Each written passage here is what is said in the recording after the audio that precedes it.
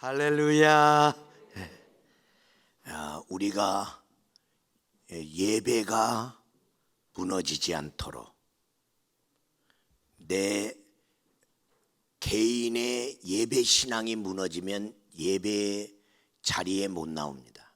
또한 우리의 예배 자리도 우리가 예배의 질서, 지금 코로나19의 그러한 환경 속에서의 예배이기 때문에 서로에게 위협이 되지 말고 서로에게 안심이 되어주는 자리에서 우리가 예배드림이 나한테도 안심이 되고 딴 사람한테도 안심이 되고 또 다른 사람들이 우리의 예배를 위험한 장소로 보지 않도록, 여러분, 예수 그리스도의 피의 백신을 맞은 사람, 예수 피가 죄를 이긴단 말이죠.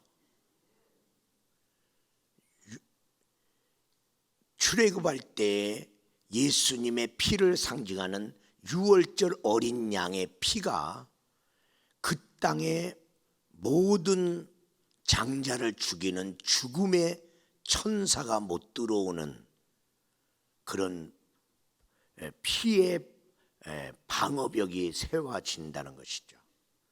여러분, 코로나19의 상황에서 절대로 하나님 바깥으로 나가지 마세요. 믿음 약해지지 마세요. 큰일 납니다. 제가 계속 얘기하는 건 선을 넘어가지 마라.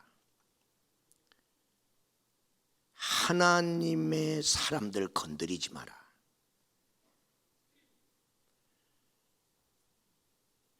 우리나라의 위기는요, 교회 건드리면 큰 위기가 옵니다.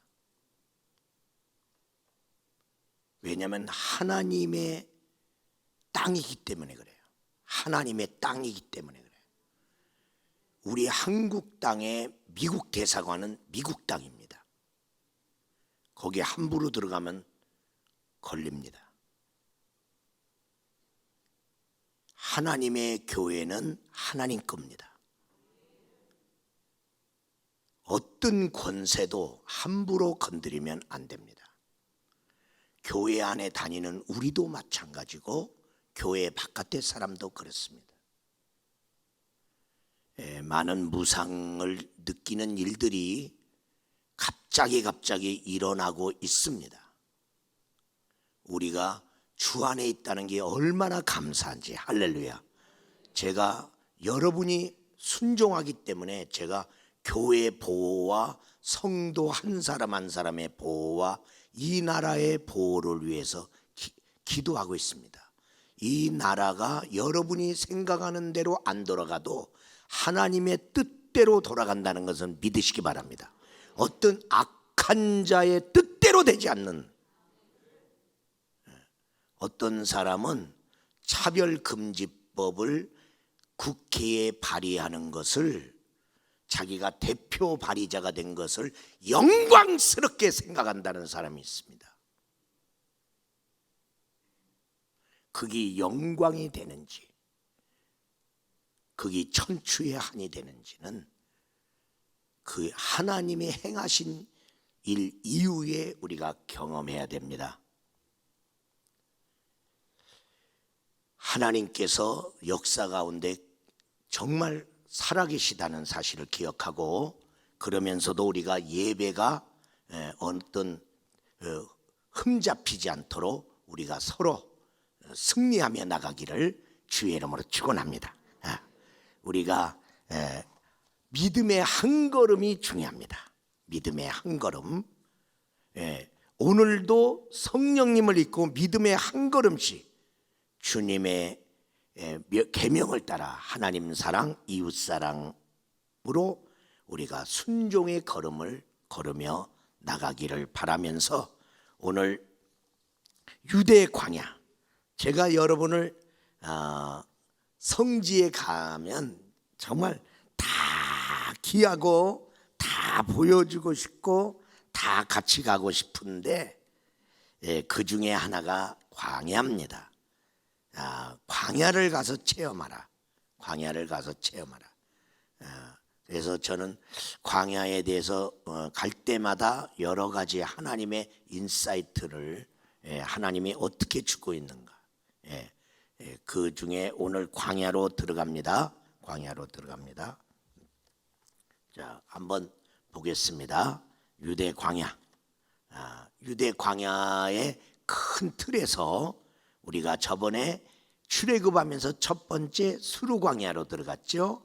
그 다음에 에담 광야, 그리고 에담 광야가 이제 엘림이 있는, 엘림의 종려주 70주가 있는 곳이고요. 그 신광야를 신의 광야, 신광야, 신의 산이 있는 쪽이죠. 그 다음에 가데스 바데아, 12정탐꾼이 요단강 건너가서 정탐하고 돌아와서 그들이 가나안 땅 못 가겠다고 울고불고한데 바란 광야, 바란 광야. 그래 그 우로 이제 네게부 광야, 네게부 광야는 이제 유대 나라에 속하고 지금 조금 전에 말했던 시나이 반도 안에 있는 네 광야는 애굽의 이집트에 속해 있습니다. 그 네게부 광야 옆에 다시 말하면 예루살렘에서 여리고까지로 이어지는 헤브론, 예루살렘과 헤브론에서 여리고 요 사이가 유대 광야가 이렇게 높이 올라가서 쭉 평야가 펼쳐져 있는데 평야가 갈라지면 골짜기. 그러니까 산에서 골짜기가 아니라 딱 올라가서 높은 광야가 쫙 펼쳐지는데 갈라진 크랙 속에 골짜기가 있는 것임을 여러분이 보시면 되겠습니다. 자, 그러면 그 유대 광야 안에 위에서 항공사진으로 찍었네요. 항공사진으로. 그래 저 예루살렘 성의 그 성읍들 보이고요. 거기서 예루살렘이 가장 가까운 첫 번째 수도원이죠. 파란 수도원, 체리톤 수도원이라고 그러고 그 유명한 수도원이 성조지 수도원. 그 우리가 저번에 성지순례 때 저기를 갔습니다. 그리고 나비무사 수도원, 저 사해바다 가까이 있고 그 밑으로 쭉 내려와서 마르샤바 수도원, 이런 데가 유대 광야, 저 누렇게 이렇게 돼 있잖아요. 그게 이제 광야입니다. 그래서 그래도 예루살렘이 있는 데는 조금 푸릇푸릇하죠. 푸릇푸릇하죠. 그리고 요단강 이렇게 쭉 내려오는 쪽에는 거기는 좀 푸릇푸릇하고 나머지는 다 저렇습니다. 그러면 와디컬트, 거대한 계곡이죠. 다시 말하면 예루살렘에서 여리고까지 쫙 계곡이, 그 광야의 사이에 계곡이 있는데요. 건천 골짜기죠. 건천. 비가 오면 물이 흐르고 비가 안 오면 물이 흐르지 않는 골짜기, 건천 골짜기, 와디컬트. 그다음 저 수도원, 성조지 수도원, 저렇게 그 골짜기의 중턱 위에 저 바위를 깎아서 저렇게 수도원을 만들었습니다.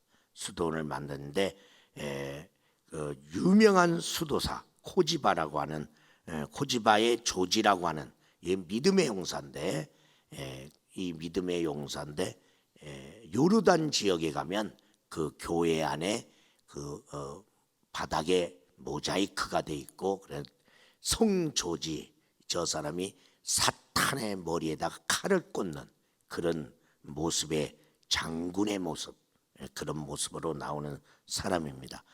파란 체리톤 수도원, 예루살렘에서 가장 가까웠던 수도원이요. 최초의 유대 광야의 수도사 체리톤이 세운 파란 수도원, 파란 수도원이죠. 거긴 그래도 종려나무가 이렇게 쭉 있지 않습니까? 자, 여기 유대 광야 수도원에서 나비무사, 나비라는 말은 뭐냐면 예언자, 예언자라는 뜻이에요. 그래 무사, 나비무사, 모세를 기념하는, 예언자 모세를 기념하는 수도원인데 그 무슬림들은 저것이 모세의 무덤이 있는 곳이다. 하나님이 모세 무덤 안 만들었죠. 모세의 시체를 이스라엘 백성이 못 찾았죠. 하나님이 숨겨버렸어요. 왜? 모세가 따르고 순종하고 믿었던 하나님보다 모세라고 하는 인간에 대한 우상을 섬길까 봐. 너무나 위대하잖아요. 너무나. 그러면 모세 동상 만들어 놓고 또 거기다가 절할까 봐 하나님께서 숨겨버렸어요. 그런데 무슬림들이 저기가 그래도 모세의 무덤이라고 추정된다면서 거기다가 수도원을 만들었어요. 그 다음에 마르샤바 수도원, 저기는 여성 수도사 전용 수도원, 남성 출입 금지. 그 아골골짜기 키드론 계곡 옆에 세워져 있습니다. 자, 우리 작년에 갔던 우리 성지 순례단 저기 왼쪽에 살짝 보이는 이제 가려는 그 사진 찍을 때 저렇게 찍으면 안 됩니다. 예? 자기들만 나오면 뭐 합니까? 이게 각도 잘 잡아야 돼요. 각도 잘. 하여튼 얼굴들은 잘 나왔네요. 그리고 저기 바람이 무지무지 셌습니다. 그런데 저기 딱 올라가니까요. 얼마나 상쾌한지 몰라요. 이렇게 막 이렇게 찍었습니다. 저 옆에 보이죠? 왼쪽에 조지 수도원입니다. 저 유대 광야가 저렇게 쫙 펼쳐져 있습니다. 그래서 광야를 일부러 걸어가는 사람들도 있습니다. 출애굽하면서 시나이 반도에서 30분만 걸어봐도 광야가 뭐구나. 그런데 그늘에만 들어가면 얼마나 살맛 나는지 몰라요. 참 그 그늘의 은혜가. 그래서 주의 날개 그늘 아래 하나님 거하게 하소서. 그 고백이 무슨 고백인지를 우리는 알 수 있어요.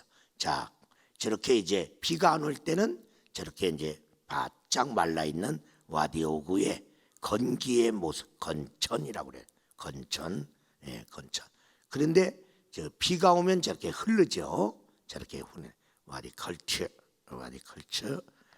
그 다음에 유대 골짜기 한번 보죠.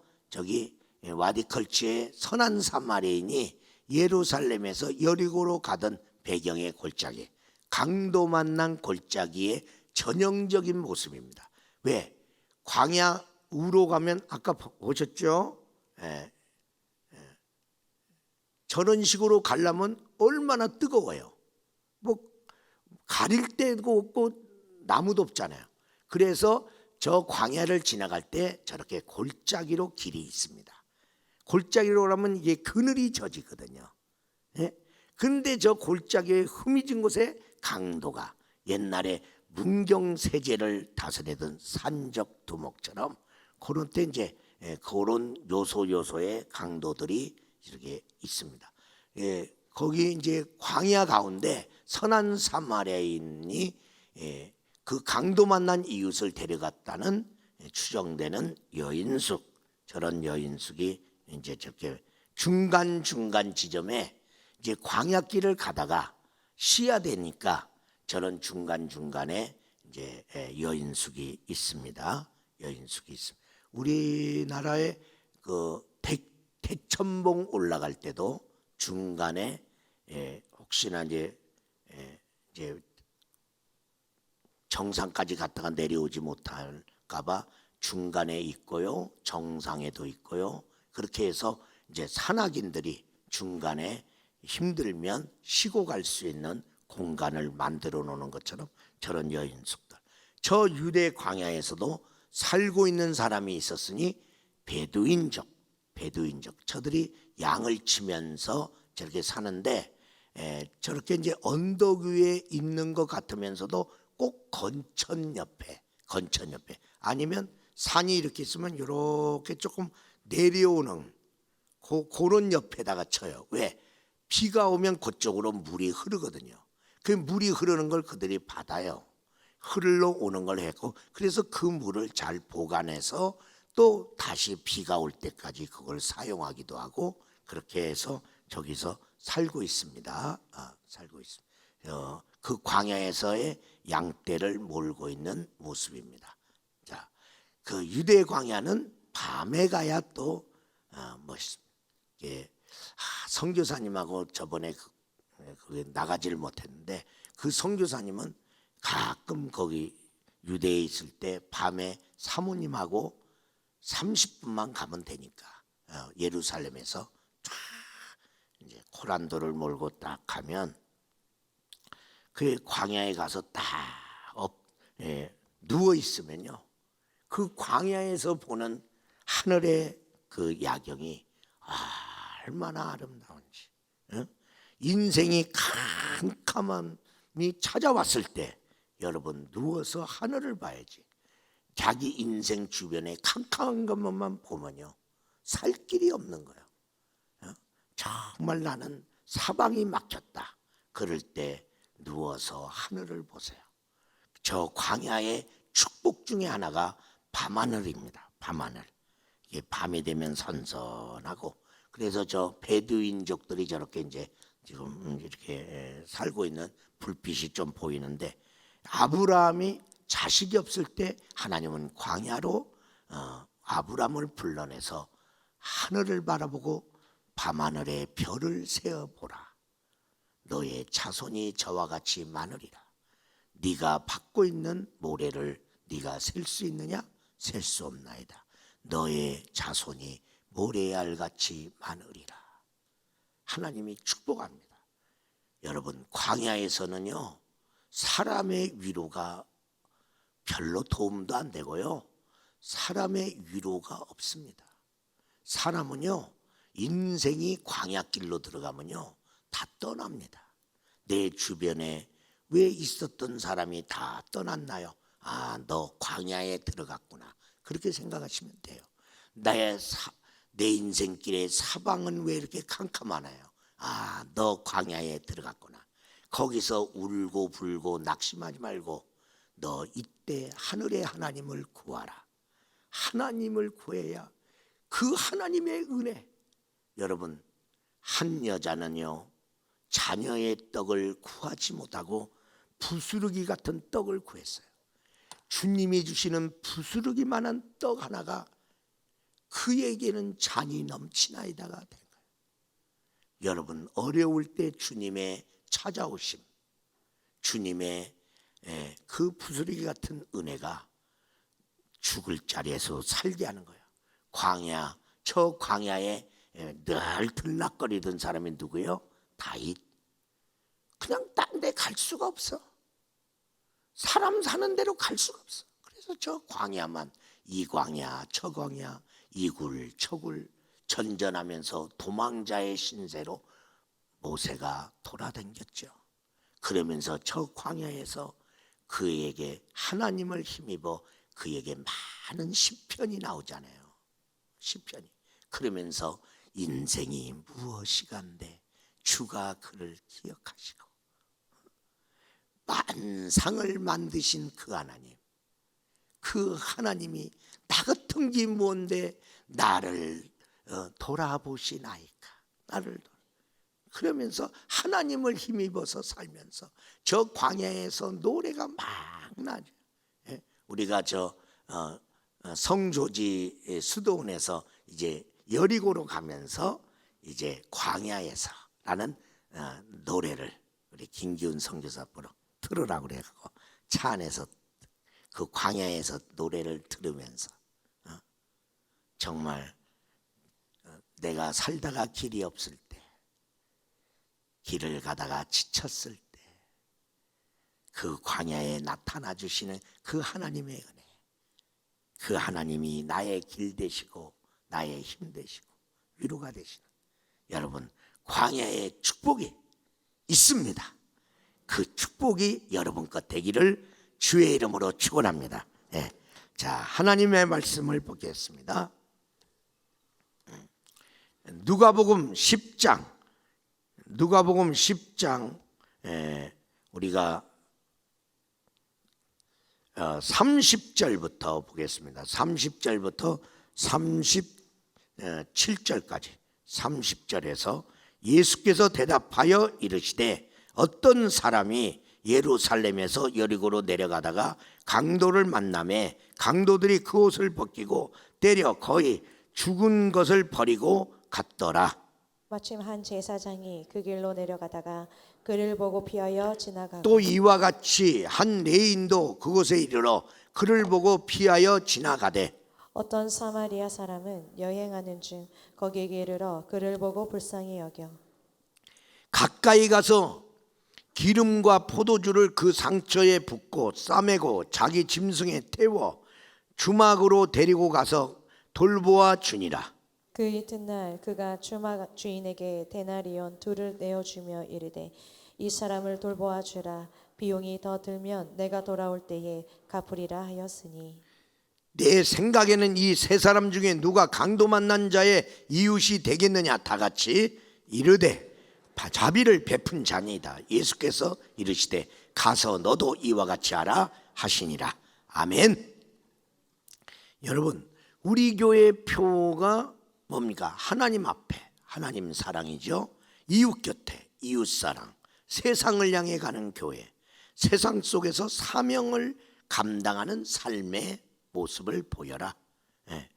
율법사가 두 가지 질문하고 주님이 답변합니다. 그리고 역으로 주님이 질문합니다.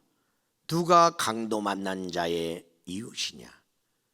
오늘 선한 사마리아인의 비유에 대한 말씀을 우리는 보았는데 여기에 네 사람이 등장합니다. 강도가 나옵니다. 강도 만난 사람 나옵니다. 제사장 나오고 레인 나오고 선한 사람 5명이네. 이 5명 속에 내가 누구냐 이 말이야. 내가 누구냐. 나는 어떤 모습을 가지고 인생길 가고 있는가. 인생길 가고 있는. 여러분, 인생길에서 세 가지가 크게 중요한데 첫 번째 방향이 중요합니다. 방향성. 어디로 가느냐.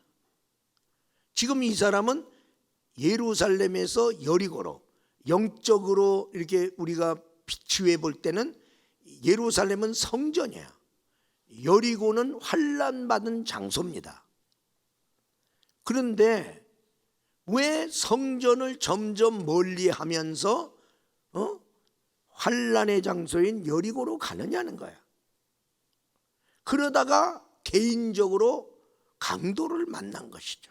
방향 중요합니다. 내려가지 말고 올라가자. 할렐루야.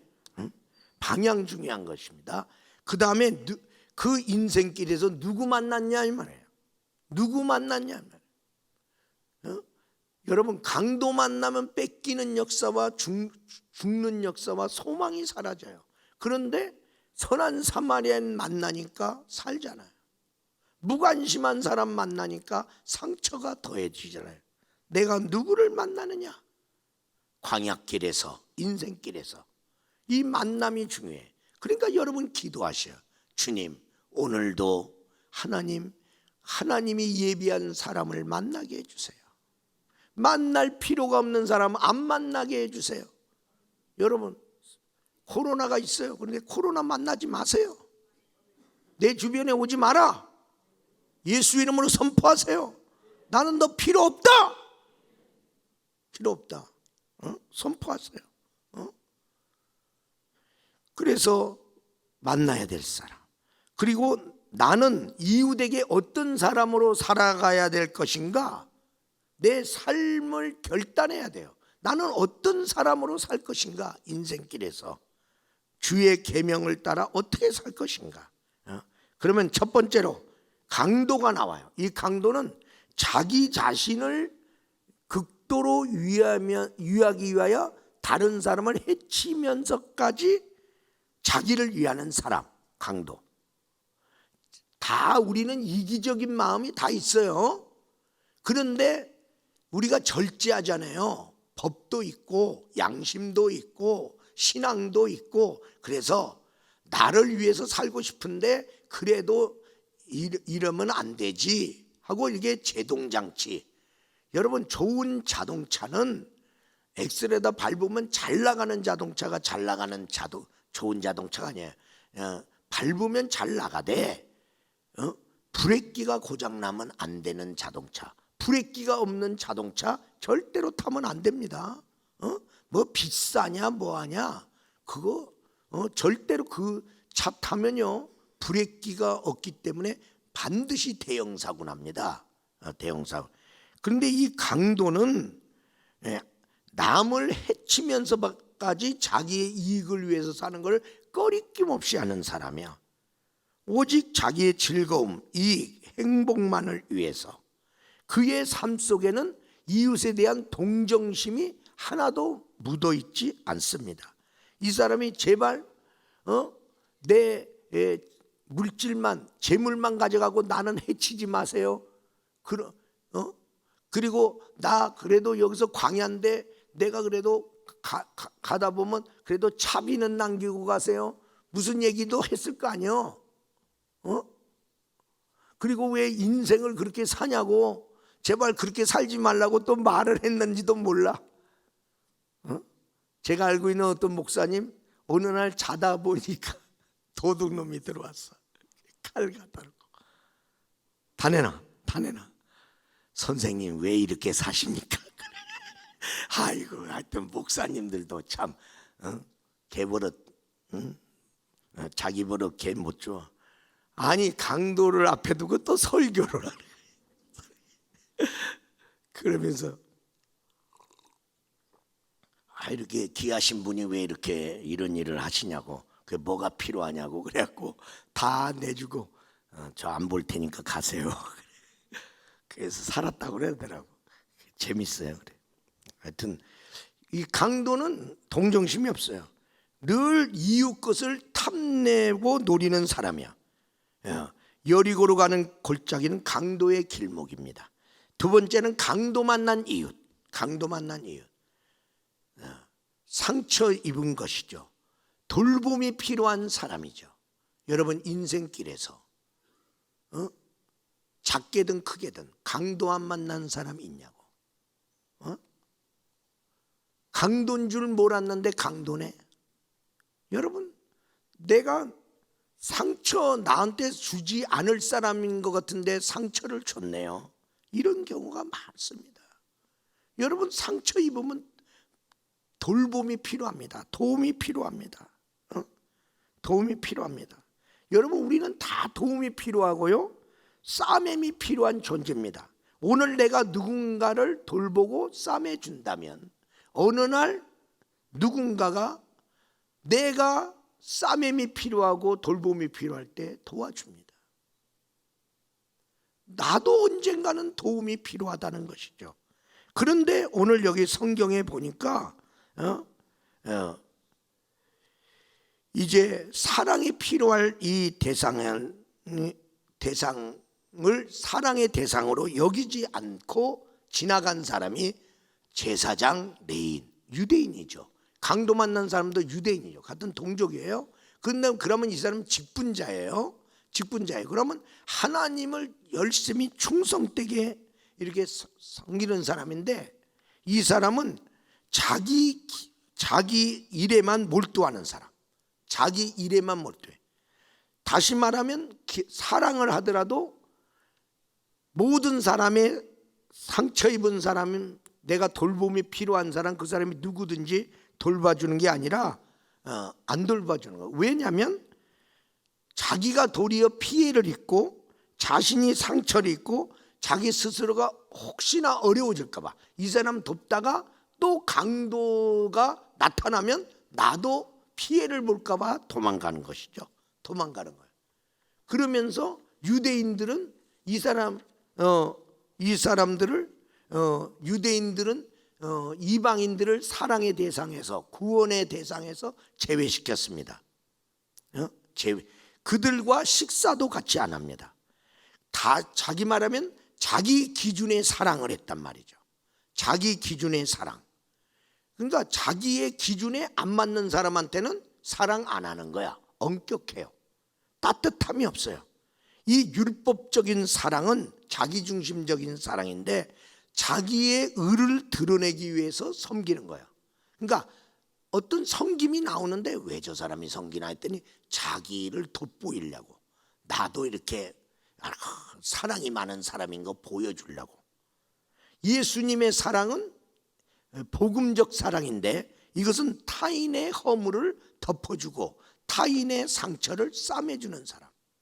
그러니까 이들은 자기가 혹시나 강도 만날까 봐 도망갔단 말이죠. 사랑을 할 대상, 지금 싸매미 필요한 사람을 싸매지 않고.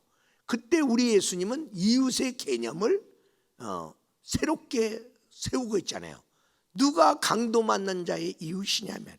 너희들은 너에게 호감을 가지고 호의를 베푸는 사람만 너의 이웃이 아니고 그들만 돌보는 게 아니고, 그리고 너희들은 이제 너의 사랑이 필요한 사람까지도 너는 섬겨야 된다. 이웃의 영역을 넓혀버렸죠. 영역을 넓혀. 너하고 관계가 없지만 그 사람이 지금 돌봄이 필요하다면, 선교는 그러므로 교회가 순수해질 수 있는 그러한 굉장히 중요한 정화장치 중에 하나가 선교입니다. 선교와 구제. 선교와 구제를 하면 나하고 뭐 관계도 없는 불쌍한 사람 도와주는 거고, 나하고 관계도 없는 다른 나라 사람 영혼 구원하려고 돈도 가고 선교사도 가고 관심 갖고 이렇게. 그리고 교회가 살아나는 거예요. 교회가. 근데 교회가 자기만을 위해서 살면 교회가 썩어버려. 썩어버려요. 그러니까 교회가 스스로 경쟁력과 자정력을 잃어버려서 교회가 망하고 마는 것이에요. 그래서 선교한다는 건 중요해요. 오늘 우리 주님은 종교 지도자면서도 무자비한 이 자기 일에는 충성되지만은 이웃 사랑에서 무자비한 이 종교인들을 고발하고 있는 것과 동시에 유대인들이 멸시한 선한 사마리아인의 선행을 주님께서 드러내고 있는 모습을 보여주고 있는 거예요. 누가 내 마음에 참되게 정말 하나님의 계명을 지키는 사람이냐 이 말. 너는 예배 빠진 적이 없는 사람이지. 그런데 예배 정신으로는 안 살잖아. 그럼 예배를 왜 드려요? 하나님 사랑하니까 예배 드리려고 시간 맞춰오고 그러지 않습니까? 근데 너는 하나님의 사랑을 이웃에게 구현하지 않는다는 거예요. 지금 구현하지 않고 있다는 그 모습을 우리 주님께서는 고발하고 있는 것이죠. 그런데 놀랍게 이 제사장과 레인의 모습 속에 우리들의 모습에서도 언뜻 나타나고 있다는 거야. 나도 이 부류에 속할 수 있는 사람이구나. 네 번째로는 선한 사마리아인이 나오는데, 이 선한 사마리아인이 이웃을 돌봐주는데, 이 이웃을 돌봐주려고 할 때 사랑에는 이 사랑을 표현한단 말이죠. 하나님의 사랑이 표현돼서 뭘로 나타나냐면 불쌍히 여김, 긍휼, 자비를 베푼 자는 긍휼로 나타났어요. 불쌍히 여김으로 나타났어요. 그리고 하나님의 사랑이 어떻게 나타났어요? 표현이 가까이 갔다. 하나님이 우리를 불쌍히 여기사 우리가 사는 이 땅에 오셨다. 이게 사랑이 표현한 거야. 그래서 성령의 9가지 열매 중에 하나님의 사랑으로 산 사람에게 나타나는 기쁨의 열매, 그리고 하나님을 사랑하는 사람에게 나타난 충성의 열매. 저 사람이 왜 충성하지? 하나님 사랑하니까. 저 사람이 하나님 사랑으로 불쌍한 사람 돕네. 자비로 나타난 거예요. 그러니까 사랑하면 그건 명사인데요, 이것이 사랑할 때 이렇게 옷을 입고 나온단 말이야. 자비의 옷으로, 충성의 옷으로, 기쁨의 옷으로, 또 어떤 때는 절제의 옷으로. 강도는 절제를 못한 거 아니에요.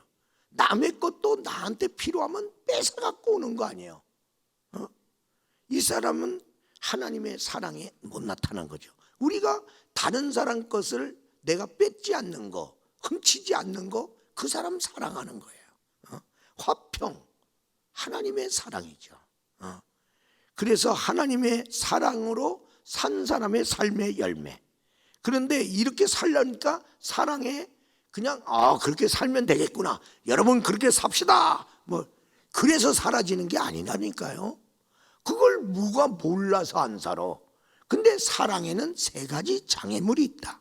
첫 번째, 사랑의 섬김 대상이 누구냐. 그러니까 내 자식이면 내가 왜 사랑 안 하겠어? 그냥 돼. 근데 나하고 상관도 없어.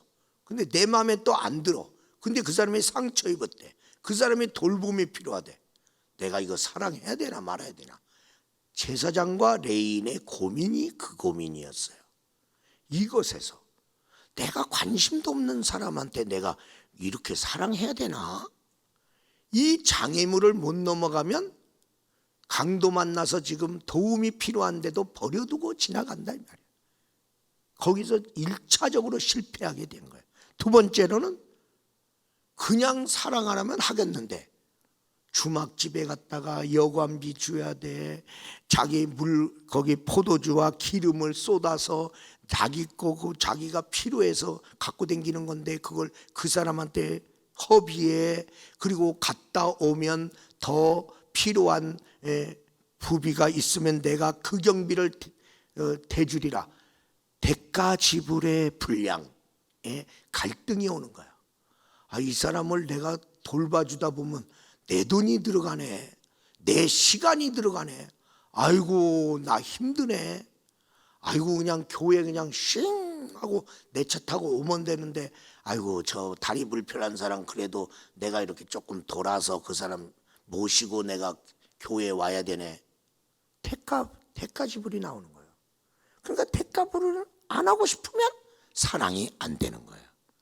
오늘 선한 사마리아인은 그 갈등을 넘어서 대가 지불을 내놨고, 제사장과 레위는 대가 지불을 하려니까 괜히 관계했다가 뭐 이것저것 괜히 뭐 도우면서 내가 괜히 생각지 않은 허비가 나타나면 안 된다. 그래. 그 다음에 세 번째는 지속적인 섬기며.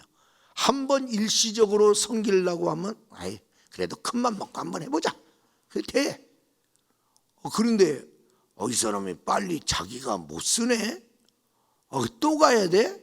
또 돌봐야 줘야 돼? 이때 고민이 또 오는 거죠. 또 고민. 지속적인 섬김. 그러니까 이 사랑에는 이런 장애물을 넘어갈 때 이게 가능하다. 우리 사랑하는 여러분, 형식적인 예배와 제도에 매이지 말고 하나님이 원하는 생명과 영혼을 사랑하는 구체적인 사랑을 이웃에게 보여라. 오늘 우리 주님은 이것이 참된 예배요, 이게 참된 교회의 모습이다. 우리 사랑하는 여러분, 주막집에 상처 입은 자를 이 사람이 나귀에 싣고 이렇게 오듯이 이 하나님의 교회는 죄인들 불러오는 거고, 그리고 상처 입은 사람, 하나님의 돌봄이 필요한 사람 데려오는 거예요. 그래서 이제 이 사람 저 사람이 헌금 내갖고 구제도 하고 돌보기도 하고 이렇게 쓰는 거예요. 하나님 아버지께서 이들을 위해서 교회가 대가 지불을 내놓으라는 거예요. 선한 사마리안이 데리고 간 그 주막집과 같이 우리들의 교회들이 정말 하나님의 따뜻한 사랑으로 돌볼 수 있는 귀한 선한 사마리아인과 같은 교회가 되기를 주의 이름으로 축원합니다.